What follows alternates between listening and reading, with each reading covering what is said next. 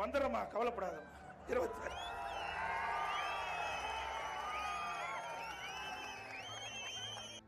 வரி மேல் வரி போட்டு வியர்வை சிந்த உழைக்கும் பணத்தை உறிஞ்சி எடுக்கும் இந்த கொள்ளை மாடல் அரசிடமிருந்து நம்மை காக்க மீண்டும் அதிமுக ஆட்சி அமையாதா என மக்கள் ஏக்கத்துடன் அதிமுக பொதுச் செயலாளரின் உரையை கேட்டுக்கொண்டு இருக்கும் காட்சிகள் தான் இவை.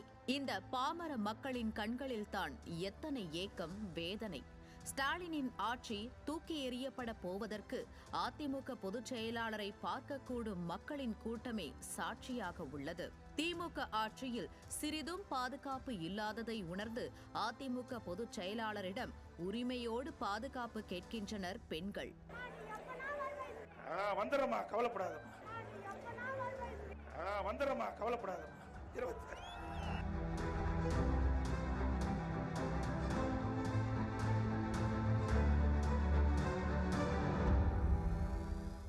வீடியோ ஷூட்காக பெண்களை தெருவில் ஆடவிட்டு புகைப்படத்தை கையில் கொடுத்து முத்தமிட சொல்லும் அற்ப விளம்பரம் தேடும் திமுக அல்ல இது.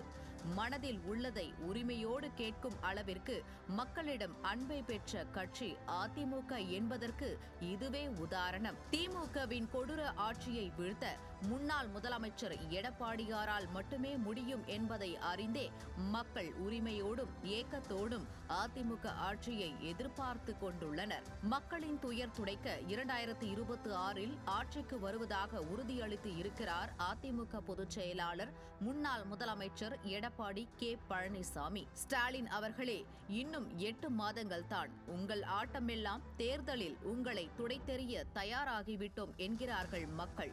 மூட்டை முடிச்சுகளை கட்டிக்கொண்டு செயின்ட் ஜார்ஜ் கோட்டையை விட்டு வெளியேற தயாராக இருங்கள் ஸ்டாலின் அவர்களே.